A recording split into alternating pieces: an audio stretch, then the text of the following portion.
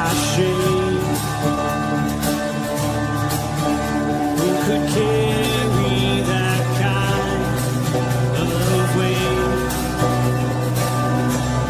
It was my turn till I met you. I was breathing but not alive. All my failures I tried to hide. It was my turn till I met you.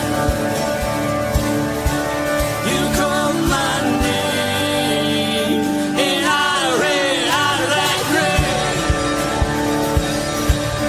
out of the darkness into your glorious day. You called my name and I ran out of that grave, out of the darkness into your glorious day.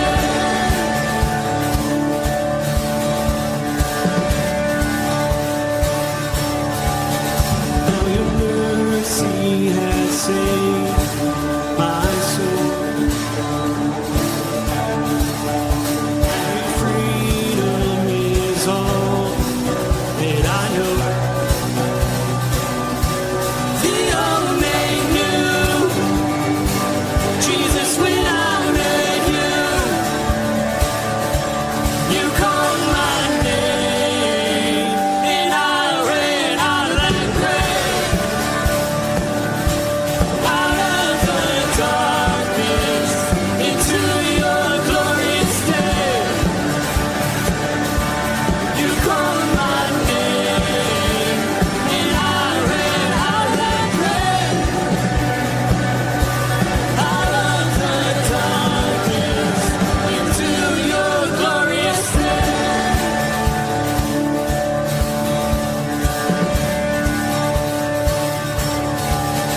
Now your mercy has saved my soul. And freedom is all that I know. The old man knew Jesus when I met you. You called my name and I ran out of that grave, out of the darkness into your glorious day. You called my name and I ran out of that grave, out of the darkness into your glorious day.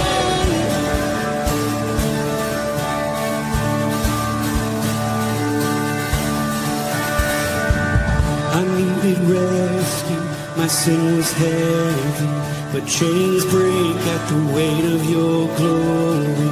I needed shelter, I was an orphan, now you call me a citizen there.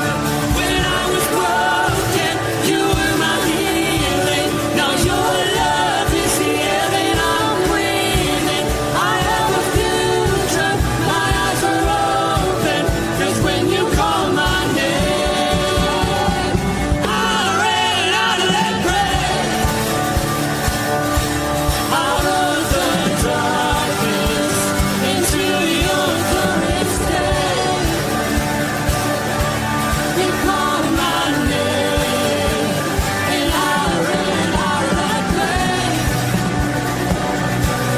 out of the darkness into your glorious day.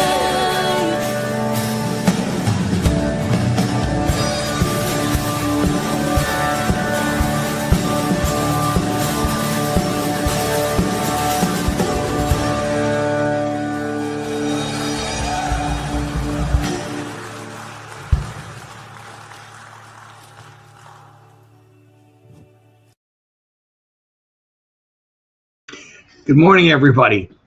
It's a beautiful morning, right? It was sunny all day yesterday and fairly nice looking. So you go outside and start working on the snow, and it's like, yikes, it's still cold. I see I have sound, and I had my own phone running on the side because I had the new camera because all the other boys got toys, so I wanted to get one too.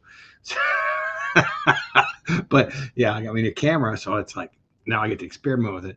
And as I'm going through the broadcast this morning, I'm looking up in the right corner. It tells you how many people are viewing and the sources of their views. Like it'll say firmly rooted on X is 8, and Tom Donnelly's YouTube is 6, and Greendale is 6, and then Facebook firmly rooted is 0. Thanks, Tom. Anyway, I noticed that Greendale it had more people on than anybody else. The formerly rooted Greendale. So congratulations, you're doing great work down there, and you don't even know it. All right. So let's get to who's who this is this morning. Let's start right at the top. What do you say? There's a bunch of people here. I got 22 connections right now as we're talking. I got me. Where am I? There I am. Me. Good morning. Chuck B was on good and early as soon as it started this morning. Have a good day at work, Chuck. Ken Gooch. Good morning, fellow brothers in arms. Yep, Kenny, I got a camera too. That's how it is, man. Bert Reggiani's here. Good morning, gentlemen. Chris Conley. Yeah, that's Chris Conley. These new handles sometimes can be a bit tricky. They'll have all the some of them have business names now because they use your email. Tom Donnelly. Good morning, Elder Steve. Good morning, Tom. Good morning, Rooted Man. And you look amazing with the new camera. Yeah, I don't think the camera's going to do that much work. All right. We're in Joshua today, Joshua 6. And, I took from yesterday as I was watching it, Joshua had just faced the leader of the Lord's army. Think about that. I mean, it had to be pretty imposing sight, right? I mean, God doesn't do things little. And I think, so he was aware that something big was going to happen. He knew it. And I love today. You'll read something in here that, and maybe you'll catch it. But I'm gonna read through the whole verse because it really is just one thought, and we'll go from there. But now he's going to receive his battle plans from God, and it's very cool to watch, to read these scriptures and see how God works in these ways, and that's what we're going to talk about today. I got, oh, look at that, there I am. All right. Now Jericho was shut up inside and outside because of the people of Israel.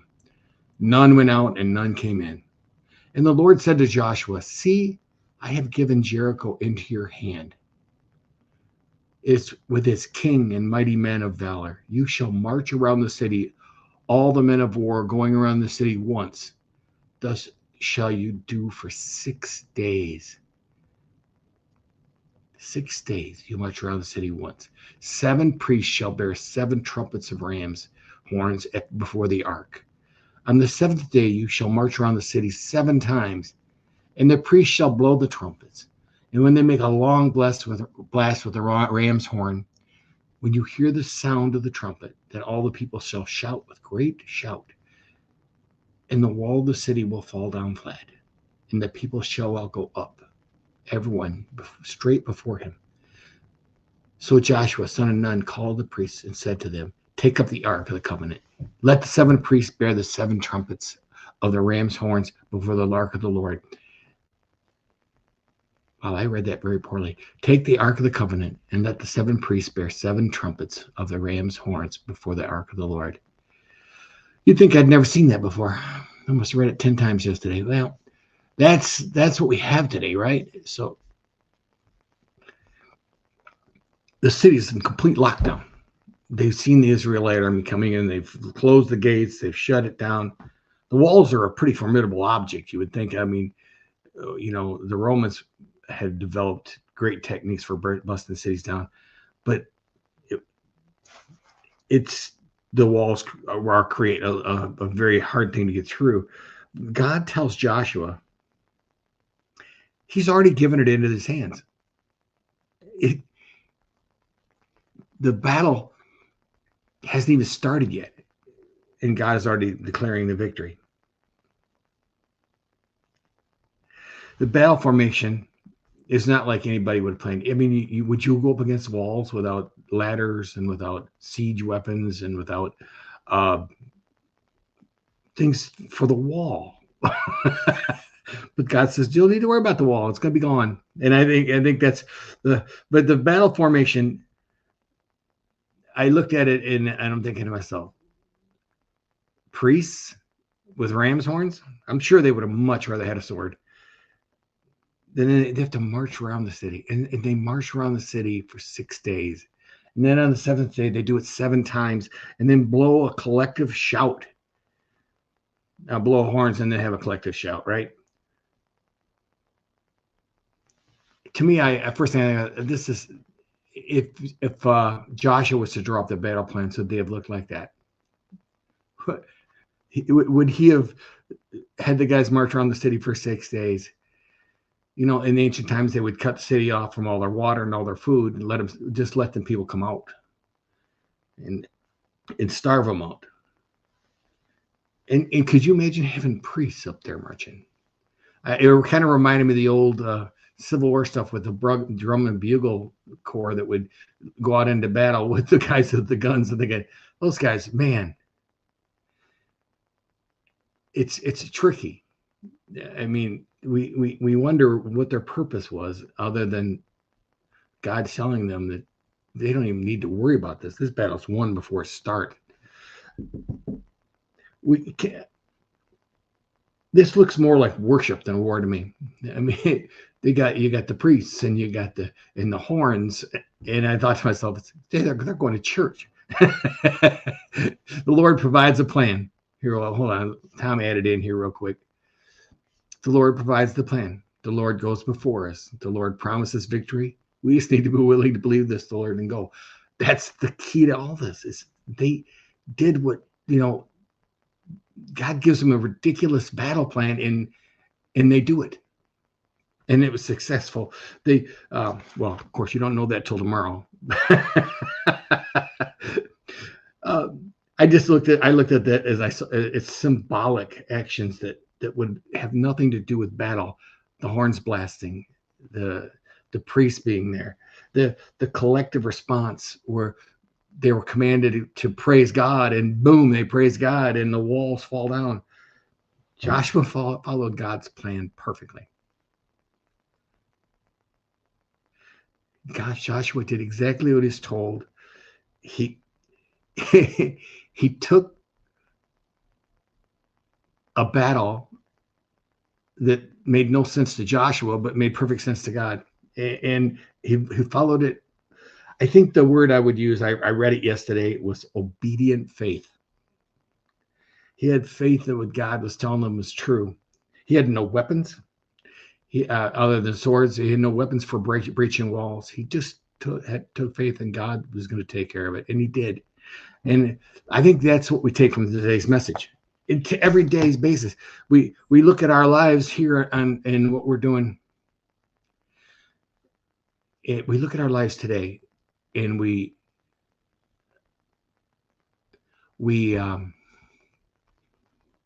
see things that maybe God's telling us or trying to tell us, and we're not listening, and we wonder, would our life be better if we just let go of that grip we have on what we want and how we want it? That's what I have for you today, guys. I hope it was a blessing. Tom said, looks more or less like worship than it does war. Right on. Absolutely. To me, that's what it seems like, because it's just so much. Max, good morning. And I think that's what I have for you. Have a firmly rooted day, gentlemen. And may someone see Jesus in you today. Peace.